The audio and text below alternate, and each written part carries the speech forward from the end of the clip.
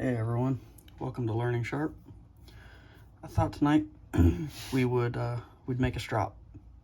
Everybody always wants to know about stropping, where to get a strop. I make strops, I sell strops. I make a lot of different types. I'm going to show you the way I make them, and one of the most popular styles, one of my favorite styles.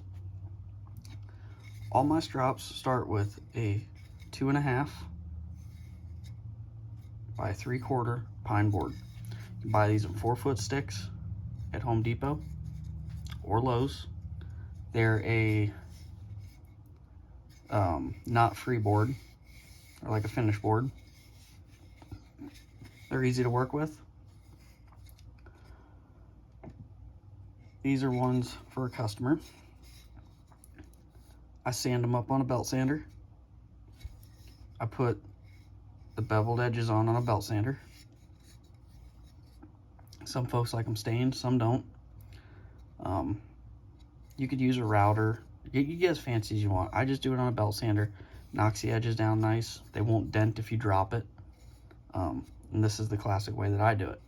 Now, my own strops, none of them have that. This one used to have rubber feet on it. They're usually just kind of sanded rolled edge kind of deals. I don't get too fancy.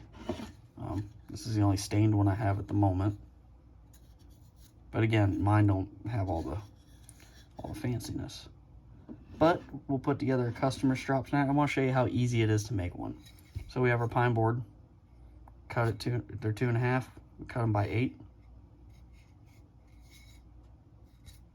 Sand it up, router it, bevel it, just sand it, stain it, paint it, do whatever you like. We're gonna use 8 to 9 ounce veg tan cowhide leather. I buy it in sheets from Springfield Leather Supply on eBay. They've been pretty good, real consistent with the quality of the leather, the thickness.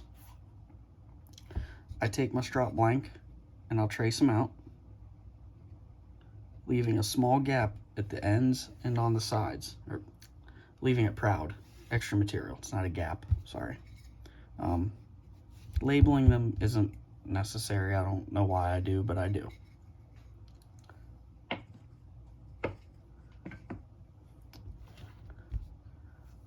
Then we take a stainless ruler. It just happens to be what I have. Make sure we're in frame here. Oh yeah. Regular ruler, piece of wood, just something to give you a straight edge.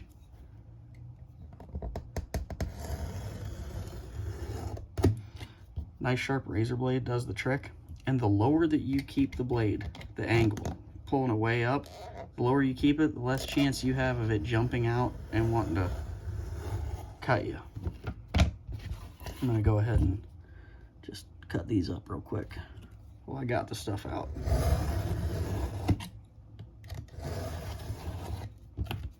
No reason to get it all done in one shot. You can take your time. Oops.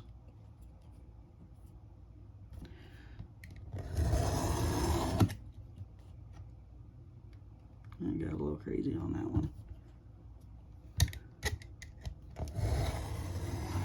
There we go. Well, actually, since we got number 3 right here, we're going to check the fit of that. Oh yeah. Now see, right there, I got into my line. But because I leave that gap for trimming, why do I keep calling that a gap? That extra material for trimming, I don't have to worry about it now. I still know I have enough to cover the wood blank. We're going to do number 3 here. All right, we've done that. We can put this away. And we can put our ruler away. Now we have our blank. We have our leather. This is going to be smooth side up for using diamond sprays or emulsions. Or I actually load Bark River Green to it. There's a way you can load it and get it to stay put, not be chalky, and work really well on smooth side. Just use some Weld wood contact cement. That's what I put all of them together with. This bottle's almost empty, so we'll have to do a little bit of pouring it out. Normally you don't have to.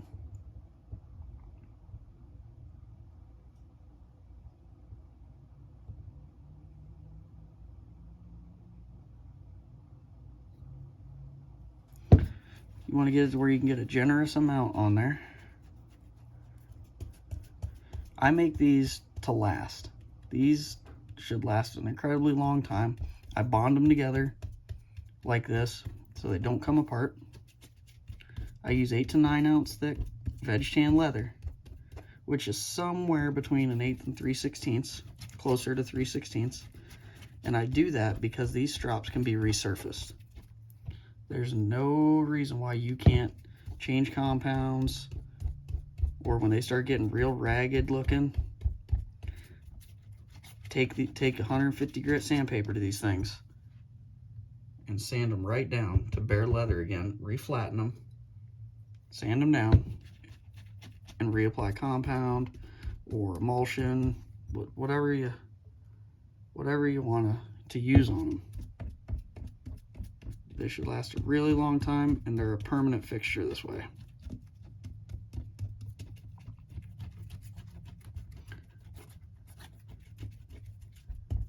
Okay.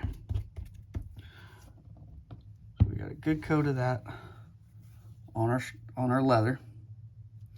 Now you let this dry till it's tacky. Now we'll do the same thing to our wood board.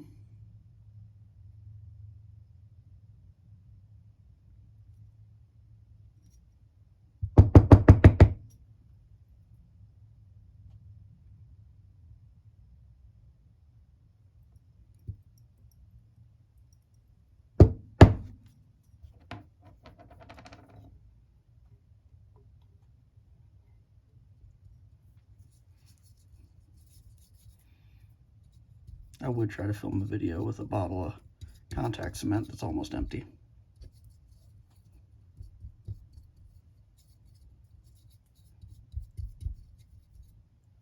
And this is actually a customer strop. This one's not for me. I got one I'm gonna make up for me, but I tend to make mine out of smaller and out of scraps usually and stuff like that. Mine aren't very exciting.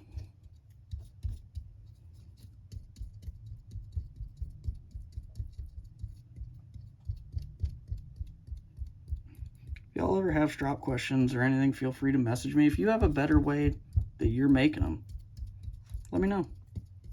Maybe I can improve on how I do it. Just need a little bit more here.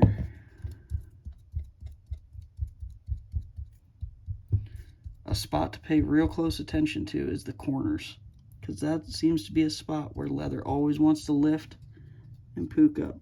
So make sure you have good coverage in the corners.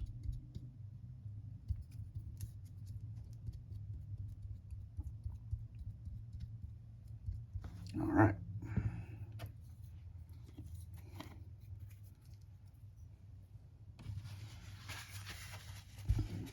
Then I'll take a paper towel and wipe the edges of this. This particular one, I got 2 of them here that aren't going to be stained, but they'll get finish sanded to get any of that contact cement off if it does end up on the sides.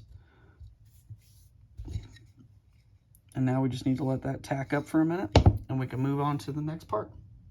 It doesn't seem to take very long.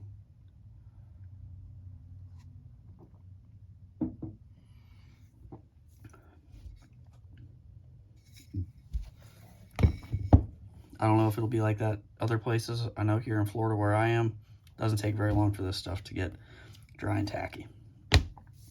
Now that both parts have been contact cemented, now this is kind of a one-shot deal. Once you get them to touch, they're going to be stuck.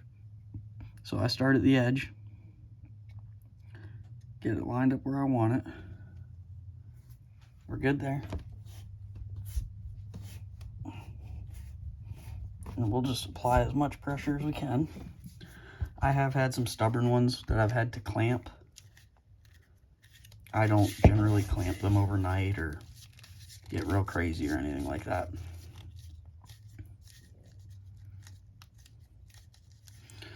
I like to get the edges here and try and fold them. You're not actually going to be able to fold them, but it really helps to make sure the edges and the corners are adhered.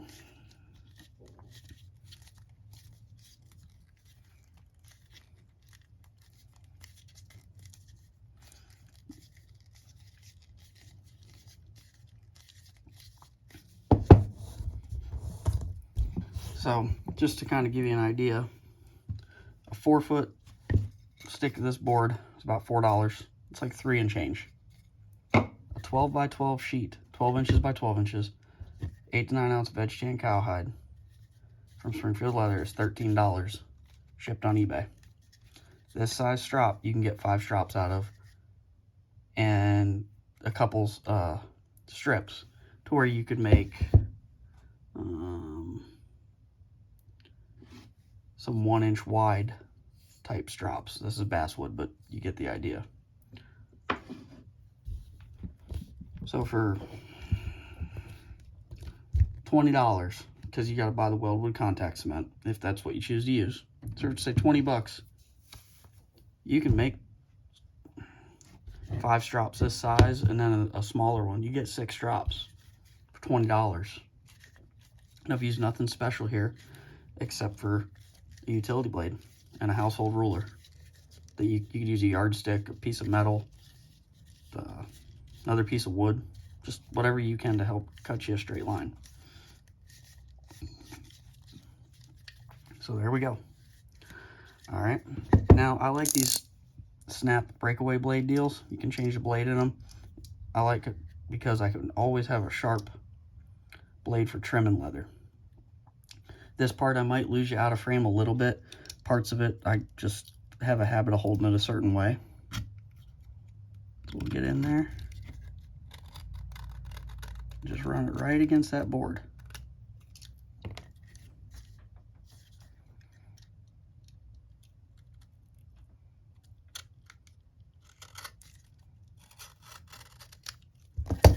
This is one of them times you can shove the corners back down because they may want to lift on you.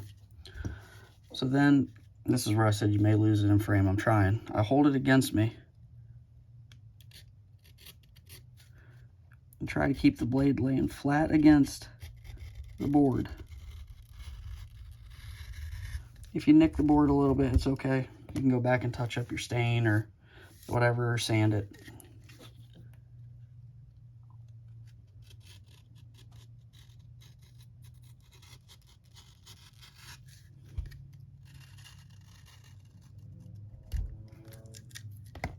So now we've cut our leather to the size of the board. Got our few scrap pieces. We're done with that for now. This is a beveling tool. This isn't necessary. You can sand the edges. You can leave them just square. You do whatever you like. I like this deal. You can get these. This one's made by... It says Craft Tool on it. It's off of eBay. It's a leather edge beveler. You just get it right there on that edge, tucked in there. And it puts a radiused edge on the leather.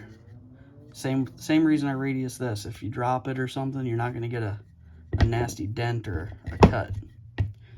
I bevel the edges, starting at the ends. Same way I trimmed it.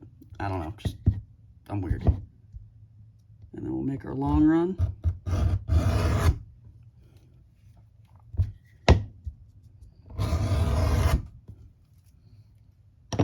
So now we're beveled on the edges. Then I'm going to take my breakaway blade again and just nip those corners and lay them down flat.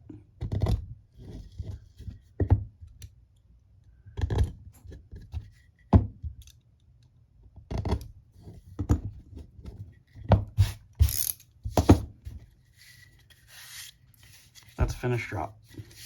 The only things I would do to it that I'm not going to do inside because I don't feel like making the mess is lightly sand and touch up the wood a little bit. And then I will actually take 220 grit and feather these edges out.